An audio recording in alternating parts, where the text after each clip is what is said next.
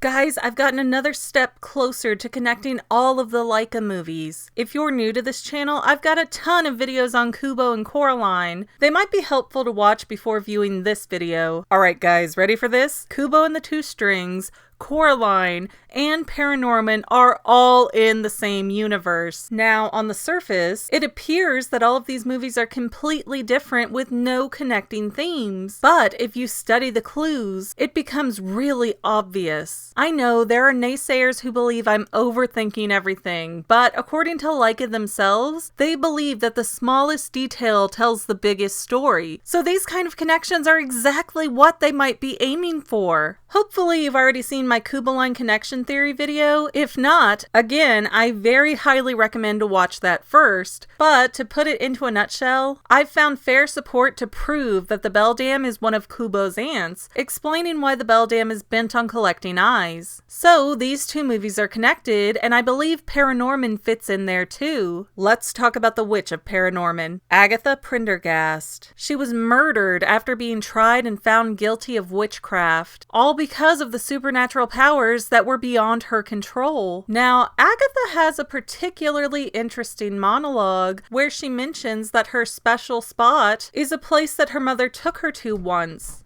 Aggie's mother was the only person who really seemed to love that little girl in real life. And Agatha has a lot of tormented feelings about being taken away and never seeing her mother again. But here's an interesting thought. There is a theory, not mine, but I'm not positive where I heard it, from the theorizer more than likely, but many apologies if I'm mistaken. I just don't have time to go through and watch a bunch of theories to find it. Anyways, that theory says that the Beldam seeks out children to replace her own child that had died. Personally, I didn't click with that theory, because it makes the assumption that the Beldam was human and had children. If you've seen my other videos, you already know that I don't believe that the Beldam was ever a human being. But I do believe that the other mother might be a kind of deformed goddess, or fallen goddess maybe? Here's where this gets interesting. Judging by Aggie's features, she probably had a mother who had dark hair as well, a detail that could easily allow us to infer that Agatha's mother was the Beldam. That seems like it may be a stretch and a contradictory theory to kuboline,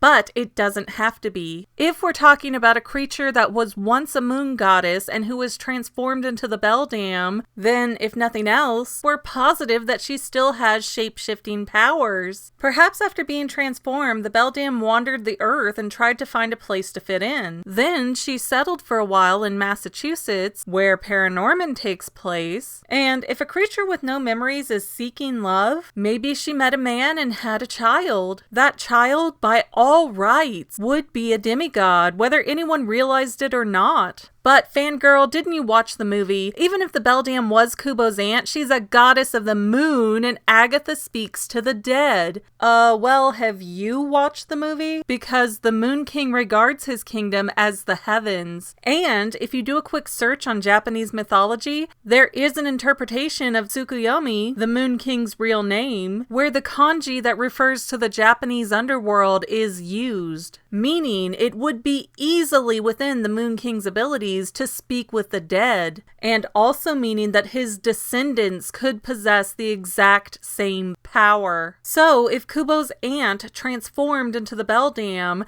had no idea who she was, and later had a daughter, that daughter could have inherited the ability to speak to ghosts without having any clue as to why. Also, some extra flavor for this theory, in the Coraline book, the other mother says to never listen to ghosts because they lie. That's an awfully specific thing to say, and mentioning that all but proves that the Beldam can see and converse with the dead, which adds in another tie-in to Agatha. Also keep in mind that the Beldam isn't her given actual name. It's an old-timey word that literally means witch. So someone, somewhere, has called the Beldam out as a witch before, which is exactly what happened to Agatha. And perhaps after being enraged by the death of her daughter, the Beldam retreated to the other world and now only interacts with the real world when she's luring new children to her lair. Timeline-wise, Kubo and the Two Strings is set roughly 500 years in the past. ParaNorman's story goes up to 300 years in the past, and we know that the Pink Palace and Coraline is about 150 years old, so the theory here not only fits in chronological order of explaining the Beldam's life, it helps to explain all of her motives, which also allows me to theorize that Kubo, Coraline, and Norman are all interconnected. Currently, I do not have access to a copy of the Box Trolls, but I hope to mix it into this theory soon-ish. Honestly, Box Trolls was so different in terms of story and visual style, it may be a challenge to find anything other than maybe saying it's an alternate universe or the characters are somehow related, but I will take on that theory someday,